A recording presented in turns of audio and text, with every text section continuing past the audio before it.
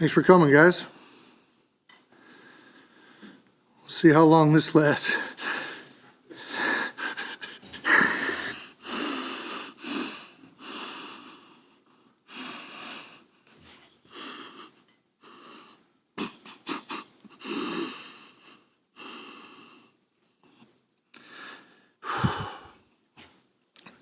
Not a good start. There we go.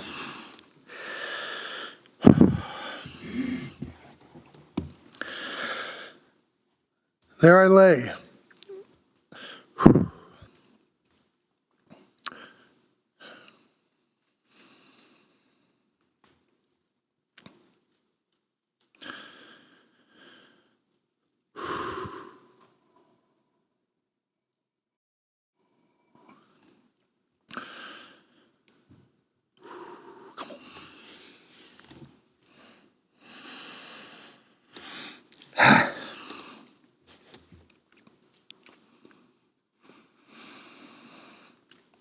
Oh, man. This is going to be long. There I lay, face up in the cool morning's dew-covered grass, waiting for a whistle I knew would come at any second. Knowing full well Anthony Harrell was a couple yards away on the ground waiting for the same. The foreign objects that rest upon my shoulders and head weighed me down and unbalanced my awaiting body.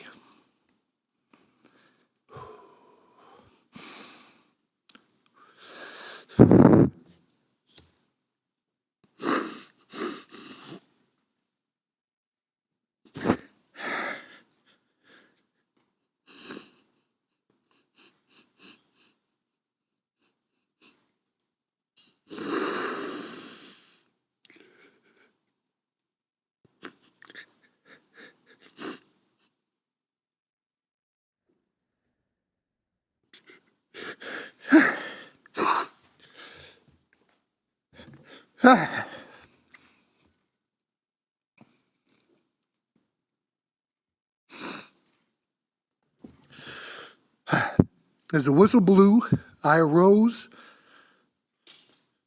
turned all in one motion, and ran at my teammate.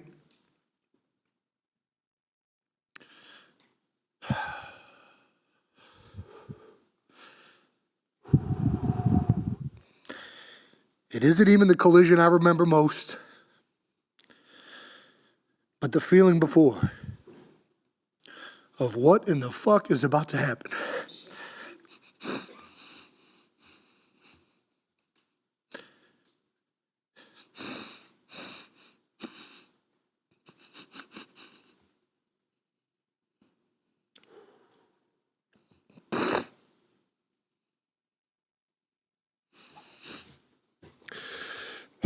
How is it going to feel? Will I win?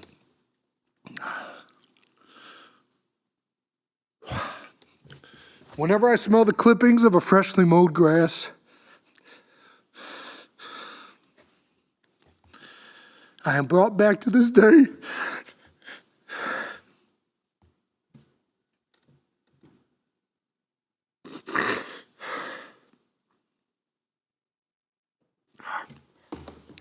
I am brought back to this day.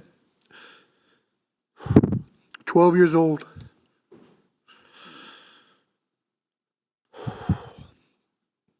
Roxborough Middle School, first day in pads. I've been asked many times, why did I choose football? What drew me to the game? And I never have an answer that gets it right. The best way I can explain it is what draws you to your favorite song, your favorite book. It's what it makes you feel. The seriousness of it, the intensity of it. Stepping on the field was the most alive and free I had ever felt. There was a visceral feeling with football unlike any other sport. The hairs on my arms would stand up. The hairs on my arms would stand up. I could hit somebody, run around like a crazed lunatic, and then get told, good job. I loved football. Whether it was in my backyard with my brother, on the playground with my friends, or suiting up on Friday nights at Cleveland Heights High School. I loved everything about it. Although I hadn't met him yet, Jeff Stoutland often shares a quote his father would tell him. More often than not, the easy way is the wrong way. Football was hard, much harder than any sport I had ever played, physically and mentally. In most other sports, I was bigger, faster, stronger than everyone else. On the football field, those traits were matched. On the lacrosse field, I felt like LeBron James. On the football field, I was Billy Hoyle. I loved the challenge that football was. The joy of winning, the agony of defeat, the anxiety of the unknown, and the camaraderie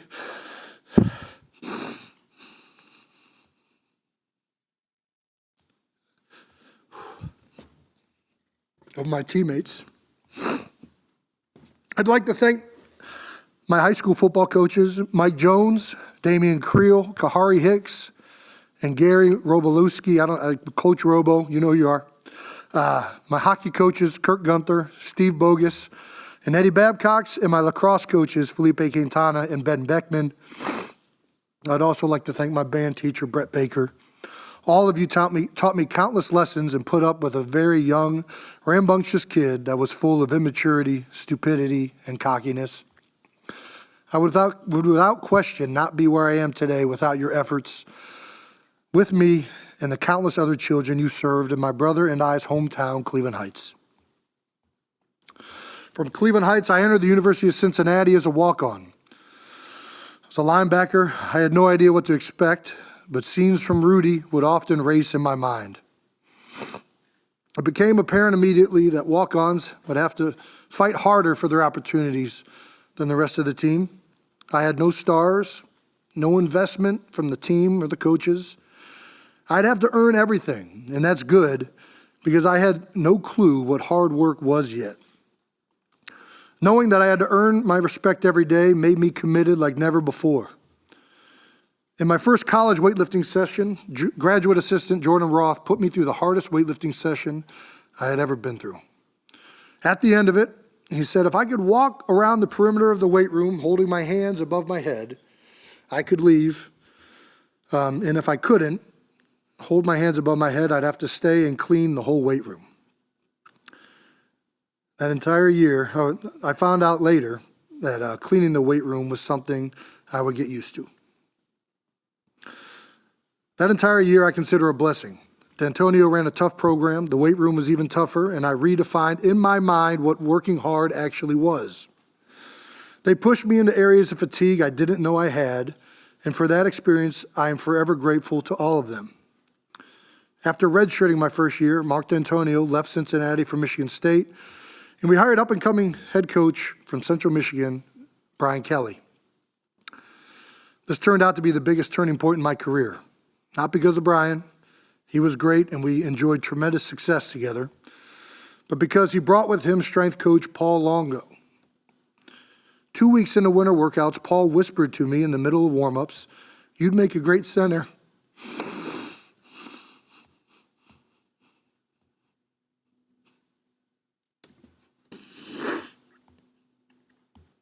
I shrugged it off.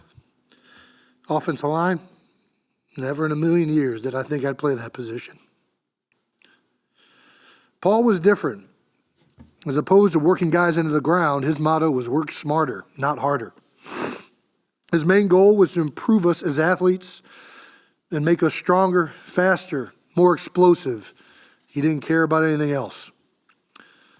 Once during a conditioning drill, I saw a teammate struggling to keep up during a run, so I slowed down to encourage him. And he yelled at me. He said, "You run this exercise the best you can. Lead from the front. It's my job to take care of the back." Paul moved me to offensive line that spring.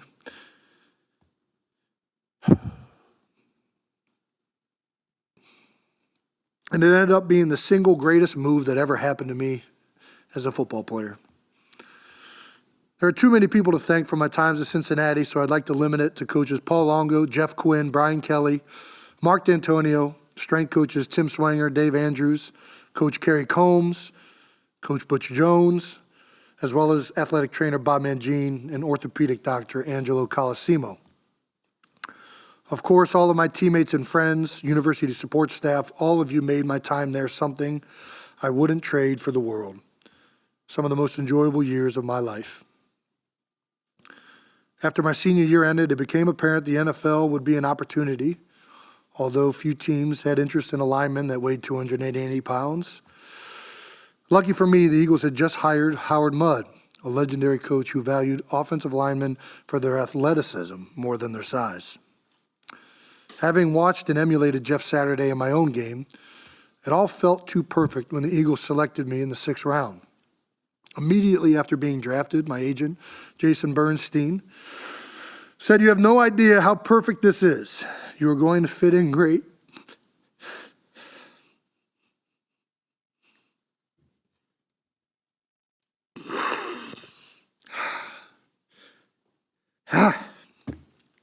Come on. You're going to fit in great in Philadelphia. This is your kind of town.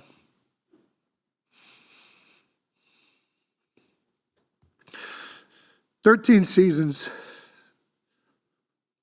in Philadelphia, and I look back on a career filled with ups and downs. I'd like to thank the 4 head coaches I played for, Andy Reid, Chip Kelly, Doug Peterson, and Nick Sirianni. Consider myself lucky to have played for each of you. I'd like to thank Jeffrey Lurie for his dedication to building an organization that values its employees as people and gives them the resources necessary to thrive. I've only had one boss, so I don't know much to compare to.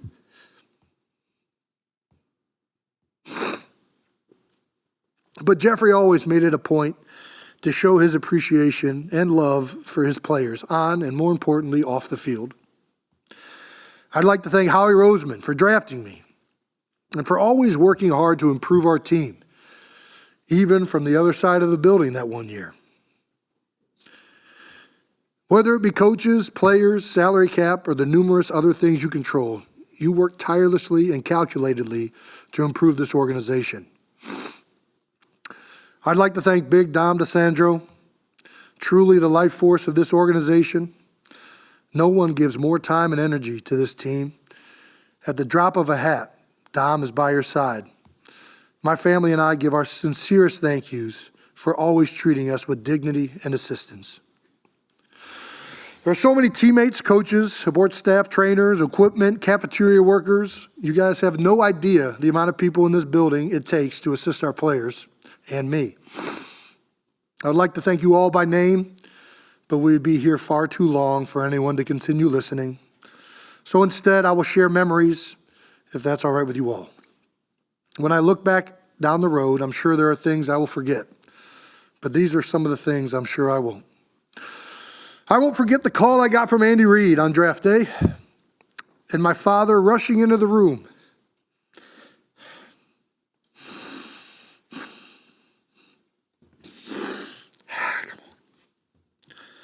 With tears streaming down his face as his son's dreams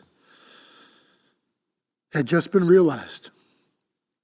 It had just been announced on TV I had been drafted by the Philadelphia Eagles. And I won't forget 2 years later, that same man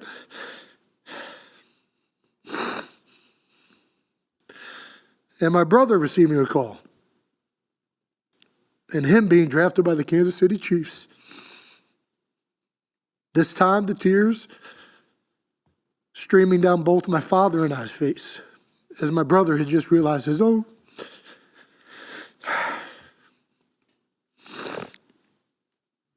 I won't forget the first time I saw Jason Peters do a one-on-one pass set with Trent Cole and being amazed at the speed, balance, and power I had just witnessed. It reminded me or looked like a grizzly bear wrestling a panther. It was so impressive it made me question if I was good enough to play in this league. I watched the next couple guys go and thought, okay, I can do this. I won't forget Thirsty Thursdays at 879, a bar owned by Brent Selleck and Todd Harrimans that stayed open a whole 6 months because nobody paid for a drink. Poor business practices indeed. That bar may have closed quickly, but the friendships it forged remain open to this day.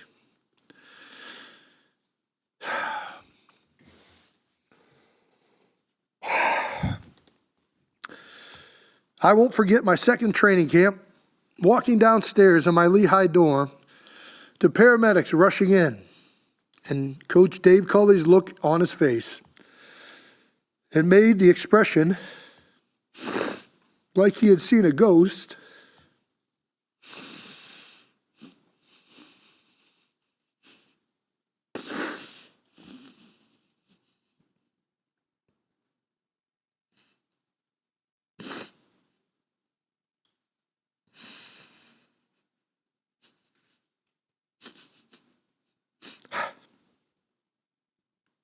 A whole lot clearer. I asked if I could help. And he said, no, just go to practice. Come on. We would find out later at practice that Garrett Reed had passed away. Only a few hours after that, Andy addressed the team. It's the most intense moment I've ever shared with a group of men. And the outpouring of support and love for my friend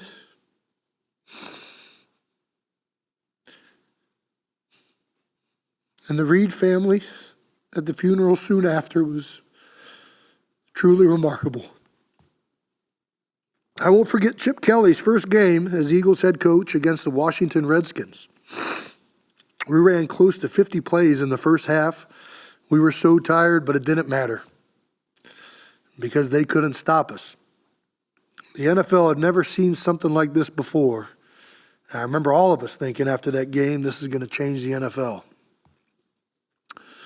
I won't forget walking out onto a snowless field before warm-ups against the Detroit Lions, and then walking out of the tunnel to a blizzard. The Lions in white jerseys blended into the snow so well I could not see the secondary of the defense. And the second half was all LaShawn McCoy. He somehow figured out a way to cut on a dime that day, and man, it was incredible to watch. It was probably the most fun game of football I've ever been in. It felt like we were all kids again that day, just playing in the backyard. I won't forget finding out in the 2017 Rams game that Carson Wentz had tore his ACL. The whole team had an uneasy feeling in the locker room, all of us questioning what this would mean, until Malcolm Jenkins addressed the team. He gave a very typical Malcolm speech, invoking confidence in who we were, and breaking it down with his patented, we all we got, we all we need. I won't forget Nick Foles having the game of his life on the biggest stage possible. And the biggest dick on the team going up to Doug Peterson and asking for the Philly special. And Doug Peterson having the biggest balls in the stadium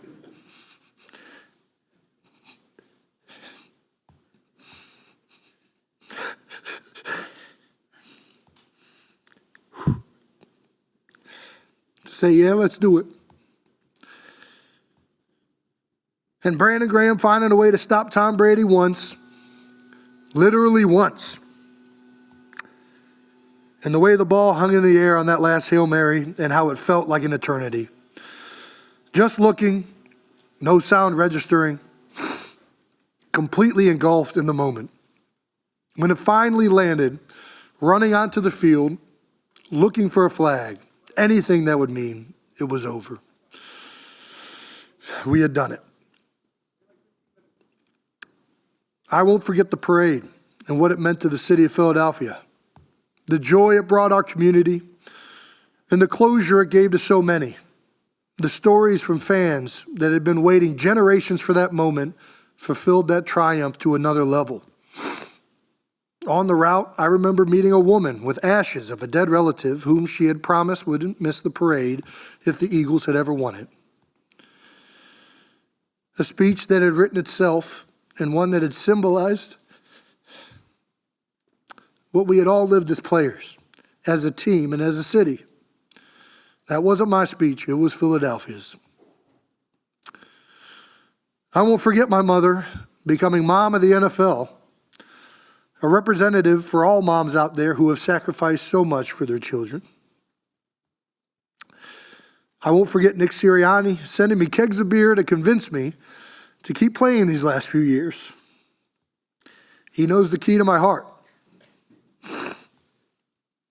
I won't forget making the playoffs in his first season, the Super Bowl in his next, and the immense heartbreak at the collapse of this last season.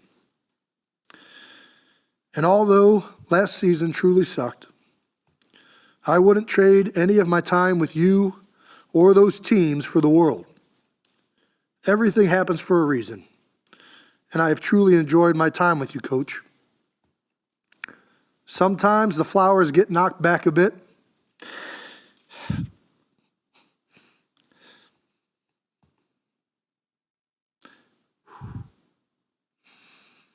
but the roots remain. And I can't wait to watch what reblossoms this next season.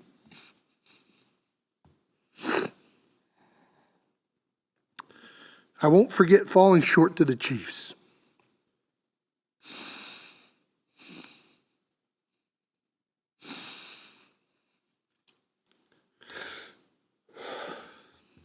This is where it's going to go off the rails.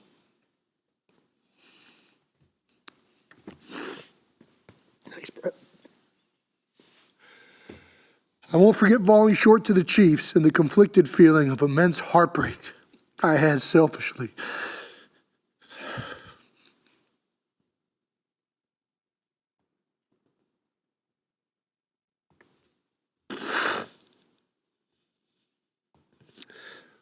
For myself and for my teammates. And at the same time, the amount of pride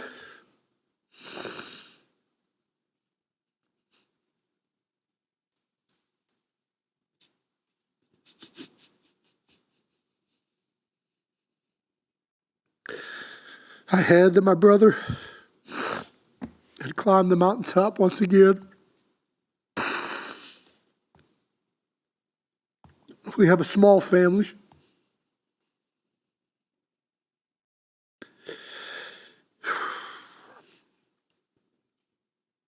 We have a small family.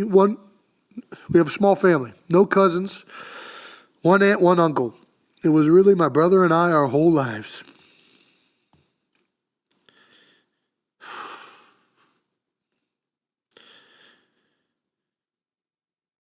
We did almost everything together.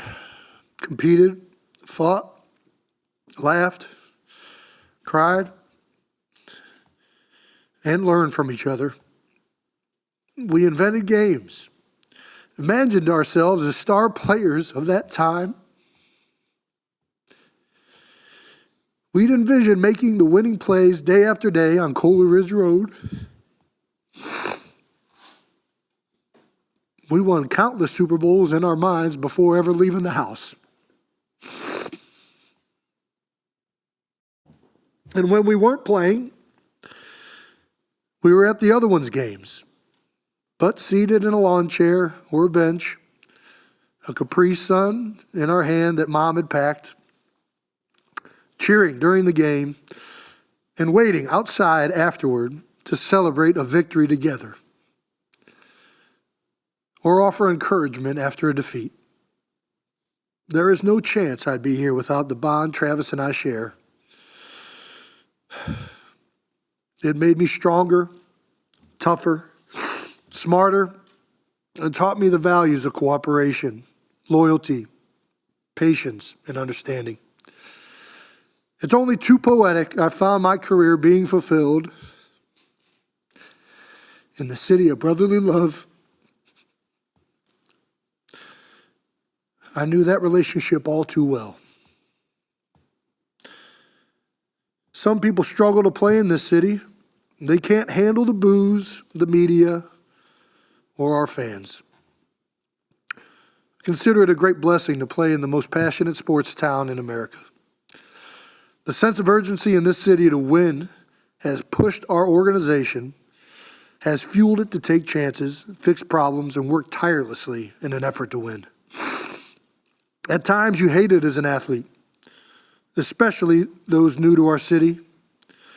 But when you've been through it enough, you learn to appreciate it. No one celebrates their own like the city of Philadelphia.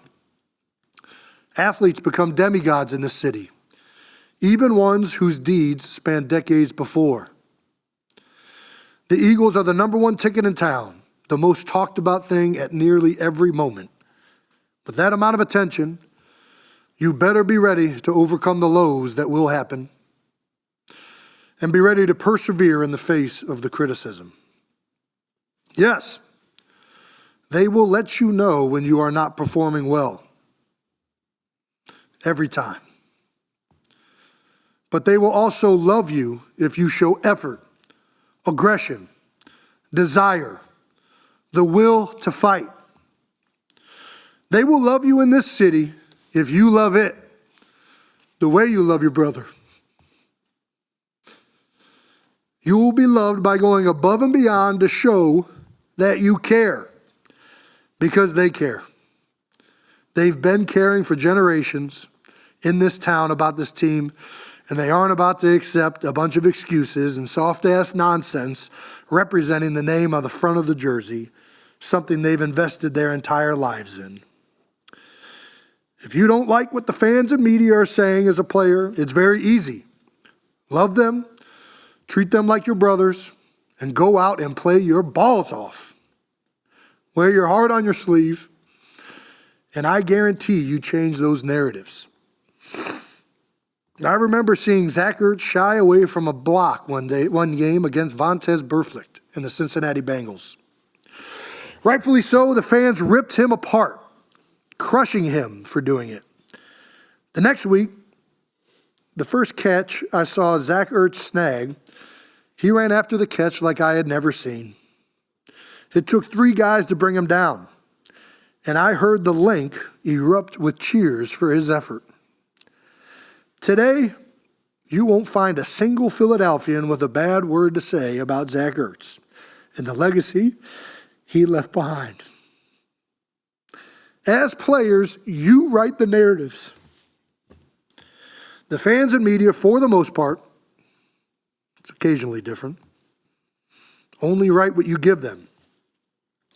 If you go above and beyond in this city, you will be rewarded beyond your wildest dreams. I saw firsthand the wrath of the Eagles fans in the 2016 Eagles season. And rightfully so, I had an awful start to that season where I was often overpowered, had many holding penalties that cost our team, and looked like one of the worst centers in the league. I was wanted out of town by nearly everyone. And it wasn't just the fans that wanted me gone. It was nearly everyone in this organization. That offseason, I heard trade rumors galore and speculation I'd be cut. I imagine if the Eagles had received a trade offer for a brand new set of washing machines, they may have pulled the trigger. Hell, if I was in charge, I would have pulled the trigger. There's only one person in this building who still wanted me, and it's he who I have to thank most for the career I've had.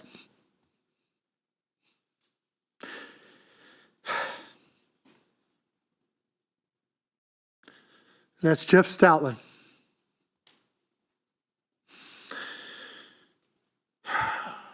No one has been more influential or meaningful to my success on the field in my career than Stout. I think one of the greatest things a human being can give another is belief. This world, life, it can be hard. It can challenge yourself to points of self-doubt, and that is a dangerous place to be. Well, I am lucky. My whole life, I have been surrounded by people that have believed in me. My father, my mother, my brother, Paul Longo, Howard Mudd, and in my darkest hour as a Philadelphian, Stout was the one who believed in me. He was adamant my problems could be fixed with proper technique, fundamentals, and work. And work we did. That off-season and training camp, I focused on using my hands better, playing with leverage, proper footwork. and prepared with an edge to prove to myself that I was good enough.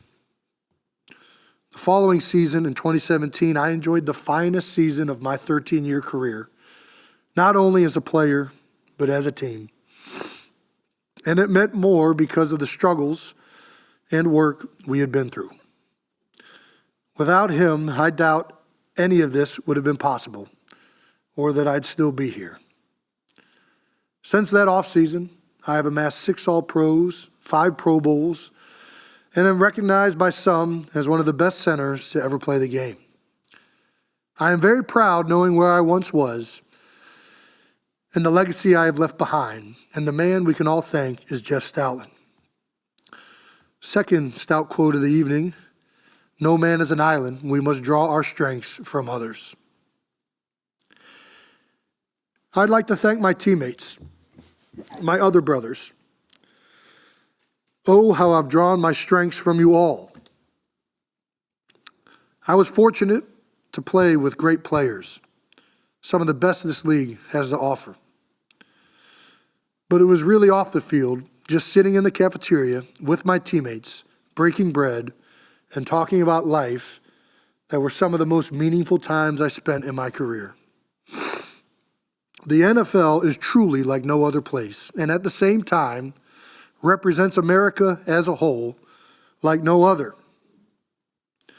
Fat offensive linemen from Cleveland play on the same field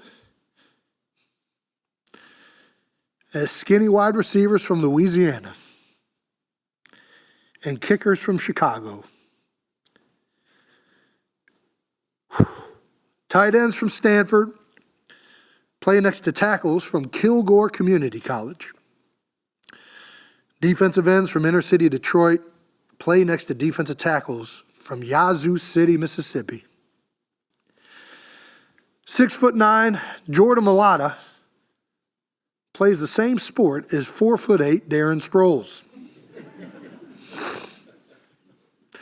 The melting pot of geographic location, economic background, race, body type, personality, and athletic traits of an NFL locker room is truly remarkable. And we all rely on each other and respect one another and each of our differences because we know we're stronger together. I will always cherish this brotherhood, the relationships it fostered, and how unique an experience it has been to enjoy the field with you all. Coming to work every day with a group of men who were driven to be the best in the world at what they do is an environment that will surely be hard to replicate. I won't forget the Eagles' Christmas party in 2014 and heading out afterwards with a bunch of my teammates to Buffalo Billiards, where my life would change forever. That night, I'd meet my future wife.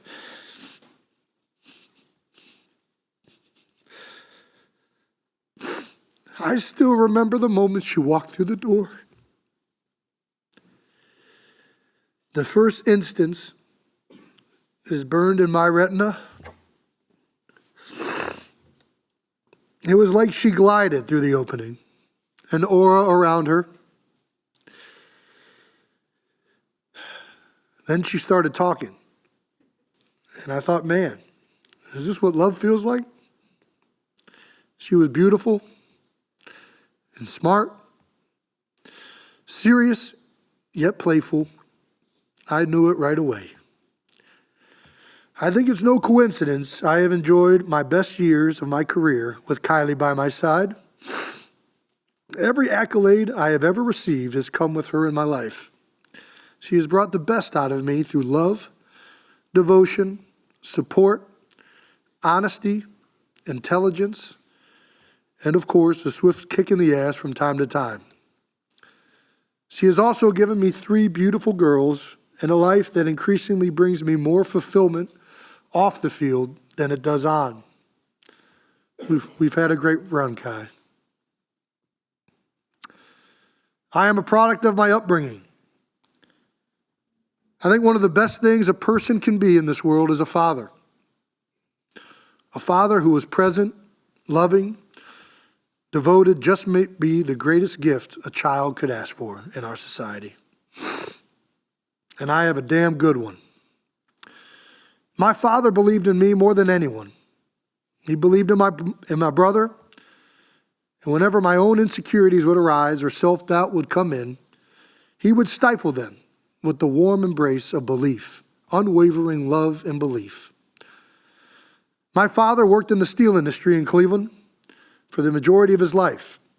I remember him taking me into a plant one time and standing in awe of the molten steel and watching a giant ladle containing a bunch of it hover over our heads just feet away. The heat radiated when the molten steel was in sight. And I remember thinking how utterly amazing my father's work was. He was the man and continues to be the man and father I strive to be. My mother was a part of a generation of females that was largely the first of their families to go to college.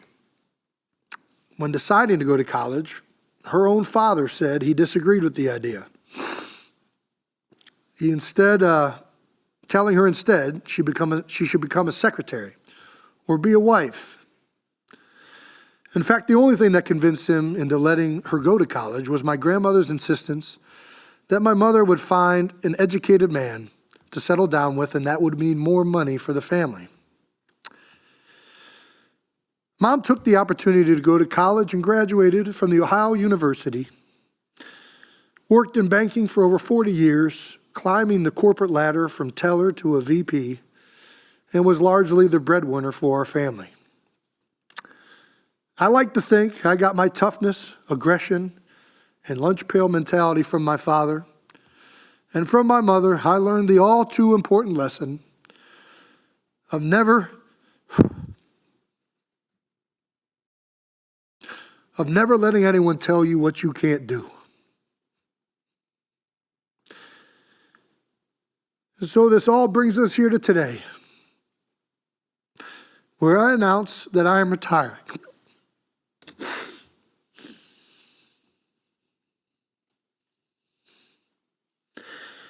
Where I announce I'm retiring from the NFL after 13 seasons with the Philadelphia Eagles. And today, I must admit, I am officially overrated. Vastly overrated. But fuck, it took a lot of hard work and determination getting here. I have been the underdog my entire career, and I mean this when I say it. I wish I still was. Few things gave me more joy than proving someone wrong. My mother used to tell people, and still says to this day, if you want Jason to do something, all you have to do is tell him he can't. And that was true in more ways than I care to admit. I relish doubters. They fueled a fire within. I suspect that comes from an upbringing where my parents would tell me, Jason, you can be anything in this world you want to, as long as you put your mind to it and work hard to achieve it. So whenever I was faced with doubt in my career, be it from fans, from coaches, even from my own teammates, the American dream would burn from deep inside my bones. Which leads to my last Jeff Stoutland quote. Hungry dogs run faster.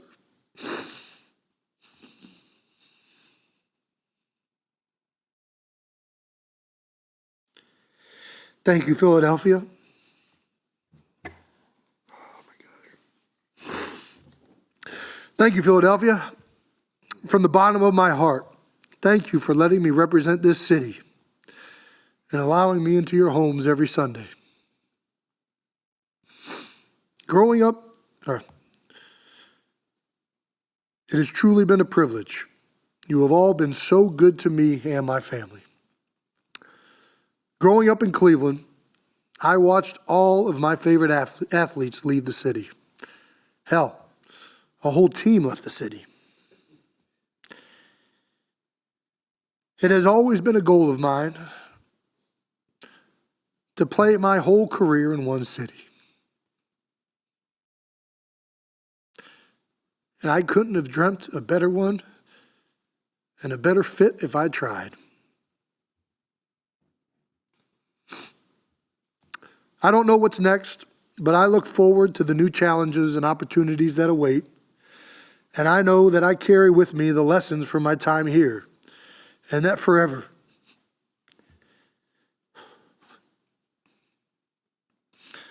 And that forever we shall all share the bond of being Philadelphians.